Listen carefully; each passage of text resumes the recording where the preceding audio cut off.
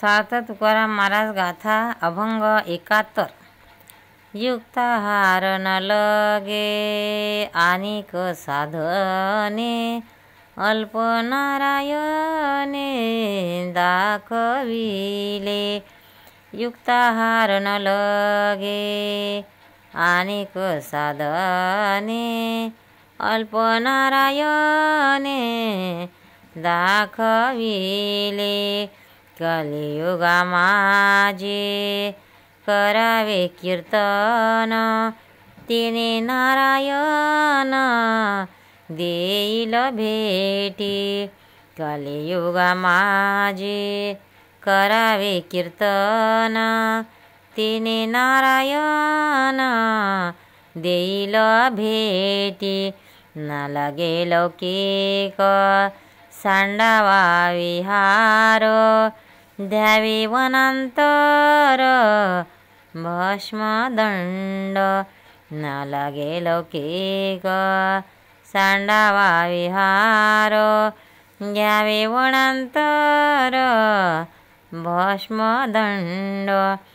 तुका म्हणे मज आनिक उपाव दिसती ते वाव नामे विन. तुका म्हणे मज आनिक उपाव दिसती ते वाव नामे विन. युक्ताहार न लगे आनिक साधने अल्प नारायणे दाखविले. कलियुगा माझे करावे कीर्तन तेने नारायण देईल भेटी. अर्थ. भक्ती मार्गातील सोपेपणा वर्णन करताना तुकाराम महाराज म्हणतात, या भक्ती मार्गात योग मार्गाप्रमाणेच योग्य आहार मिताहार इत्यादी साधनांची खटपट करायला लागत नाही. तरुण जाण्यासाठी अगदी साधे साधन नारायणाने श्रीकृष्णाने दाखवले आहे. ते हे की या कलियुगामध्ये फक्त हरीचे निरंतर नामसंकीर्तन करावे, त्याने नारायणाची भेट होते. लौकिक व्यवहार टाकण्याचे काही कारण नाही आणि अरण्यात जाऊन अंगाला भस्म फासणे किंवा संन्यासाचा दंड घेणे याची आवश्यकता नाही. एका हरीच्या नामावाचून इतर उपाय व्यर्थ वाटतात. सार्थ तुकाराम महाराज गाथा अभंग 72. कंठी कृष्ण मनी नाही अशुभ ते वाणी. कंठी कृष्ण मनी नाही अशुभ ते वाणी. हो का नर अथवा नारी रांडत नावे खरी. नाही हाती दान शूरपणाचे कांकण. नाही हाती दान शूरपणाचे कांकण. वाढीली संती केली बोडोनी फजिती. वाढीली संती केली बोडोनी फजिती. तुका म्हणे ताळा नाही त्याचे अकाळा. तुका म्हणे ताळा नाही त्याची अकळा. कंठी कृष्ण म्हणे नाही अशुभ ते वाणी.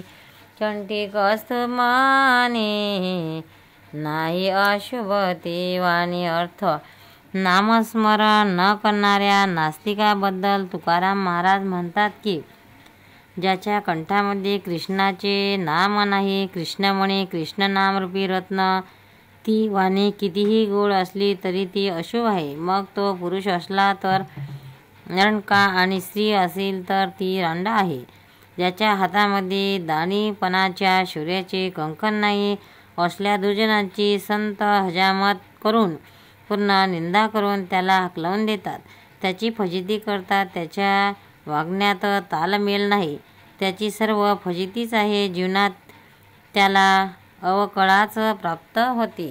सार्थ तुकाराम महाराज गाथा अभंग 73. माया ब्रह्म ऐसे म्हणती धर्म ठक आपणा सारीसे लोक नागविले माया ब्रह्म ऐसे म्हणती धर्म ठक आपणा सारीखे लोक नागविले विषयी लंपट शिकविको विद्या मना मागे न द्यावोनी फिरे विषयी लंपट शिकविको विद्या मना मागे न द्यावोनी फिरे करोणी खाता पाक जिरे सुर नराई करिता ती त्याई दुःख पावे करुणे खाता पाक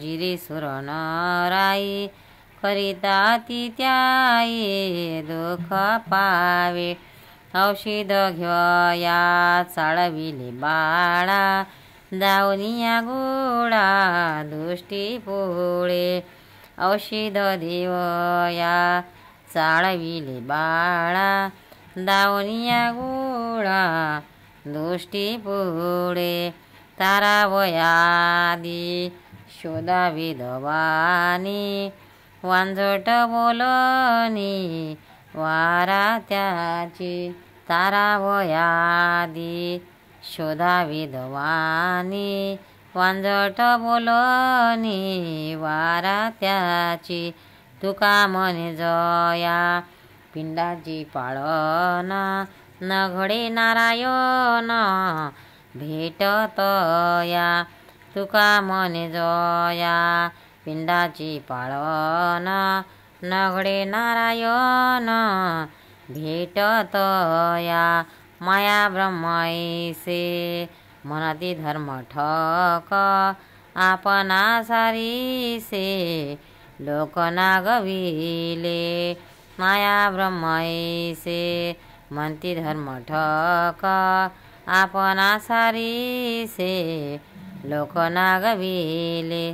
अर्थ आपल्या देहाचे पालनपोषण करतानाच आयुष्य घालवणाऱ्या लोकांबद्दल आणि प्रवचने देणाऱ्या व स्वतः पापे करणाऱ्या लोकांबद्दल तुकाराम महाराज म्हणतात की धर्मठक लोक माया आणि ब्रह्म सर्व एकच आहे असे म्हणतात आणि याच धारणेने स्वतः सोयीर वागतात आणि आपल्या संगतीने इतर लोकांनाही फसवितात.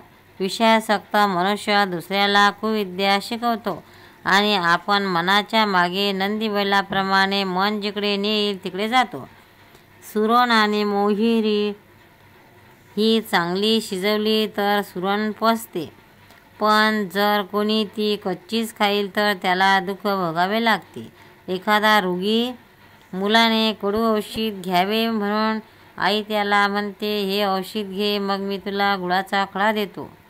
जर तुम्हाला भवसागर तरून जायचा असेल तर विधाज्ञा काय आहे त्याचा नीट विचार करून स्वर्ग सुखरूपी गुळाचा खडा महत्त्वाचा न मानता त्यागाचा उपदेश हे सार मानावे.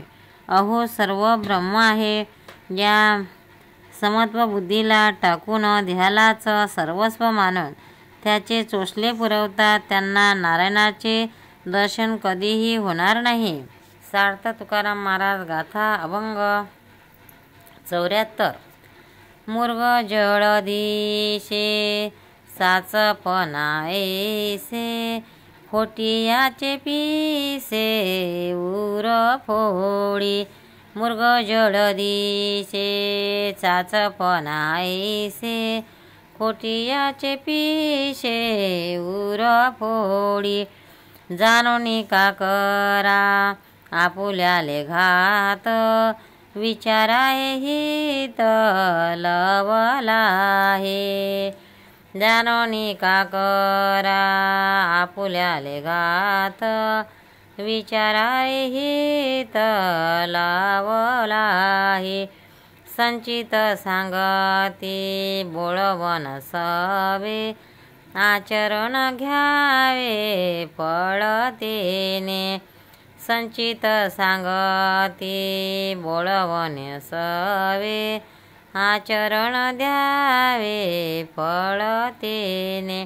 तुका म्हणे सेखी स्मशान तेवरी, संबंध गोवरी अंगी सवे. तुका म्हणे सेखी स्मशान तेवरी, संबंध गोवरी अंगी सवे. मृग जळ दिसे साचपण ऐसे, खोटियाचे पिसे उर फोडी. अर्थ नश्वर भ्रामक सुखाच्या मागे लागणाऱ्या प्रपंचिकांना उपदेशून तुकाराम महाराज म्हणतात, मृगजळ हरणांना खरे वाटते आणि त्या भ्रमाने पाणी मिळेल या आशेने ते पूर फुटेपर्यंत तिकडे धाव घेतात. अहो मूर्खांनो, हा देहादिक प्रपंच खोटा आहे असे जाणत असून आपला घात का करू घेता? तसे करू नका. आपल्या हिताचा त्वरित विचार करा. जे आपले संचित कर्म आहे ते आपल्याबरोबर या जन्मातून त्या जन्मात येत राहते आणि जे पूर्वजन्मी कर्म केले त्याप्रमाणे हे पुढे मला फल देते. प्रपंचासक्त माणसांबद्दल देह स्मशानात जातो आणि तिथे गौऱ्यांशी आणि अग्नीशी त्याचे लग्न लागते. म्हणजेच त्याचा जन्म ईश्वर साधना न करता फुकट जातो. पंढरनाथ भगवान की जय. तुकाराम महाराज की जय.